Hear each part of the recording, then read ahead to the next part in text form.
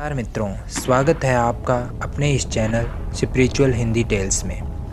आज की इस वीडियो में आपको बताएंगे कि श्रवण कुमार के माता पिता को किस दंड के कारण अंधा होना पड़ा था। तो चलिए शुरू करते हैं।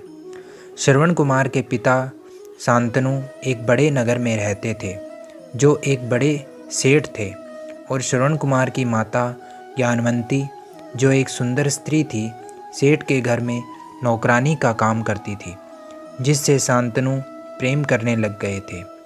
और एक दिन अनजाने में दोनों ने संबंध बना लिया, जिस बात का पता नौकरानी के पिता को लग गया था, और उन्होंने जिसकी शिकायत राजा से की।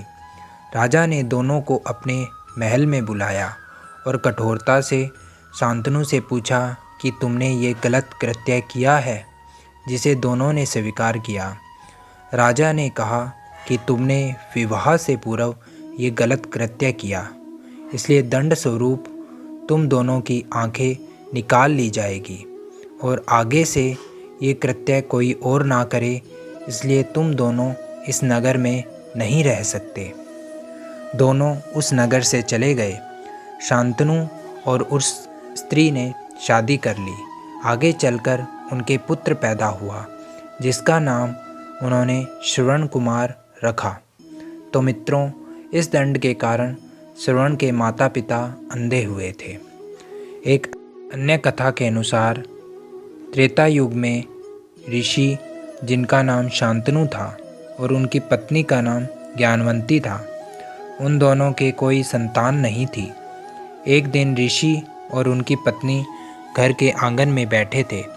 तभी ब्रह्म ऋषि नारद जी प्रकट हुए। दोनों पति पत्नी ने नारद जी की खूब आवभगत और सेवा की।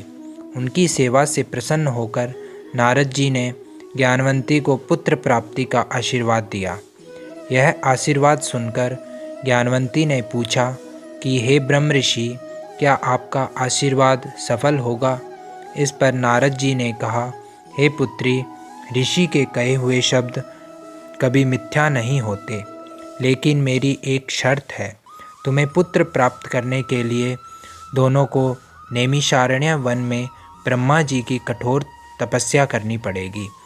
तब ऋषि और उनकी पत्नी नारद जी के बताए अनुसार नैमिषारण्य वन में जाकर ब्रह्मा जी की कठोर तपस्या की। उनकी तपस्या से प्रसन्न होकर ब्रह्मा जी ने उन्हें दर्शन दिए और वर मांगने को कहा। शांतनु बोले, हे प्रभु, मुझे पुत्रवान होने का वर दो। तब ब्रह्मा जी ने उन्हें कहा कि पुत्र अवश्य प्राप्त होगा, लेकिन मेरी एक शर्त है कि तुम्हारे घर में पुत्र होने पर तुम दोनों की नेत्र ज्योति चली जाएगी। इस पर शांतनु ने कहा कि हे प्रभु, बिना संतान के हमारा जीवन वीरान है, तो क्या हुआ कि यदि मेरी नेत्र ज्योति चली जाएगी? मैं पुत्रवान तो कहलाऊंगा। लोग मुझे आपकी सभी शर्तें मंजूर है।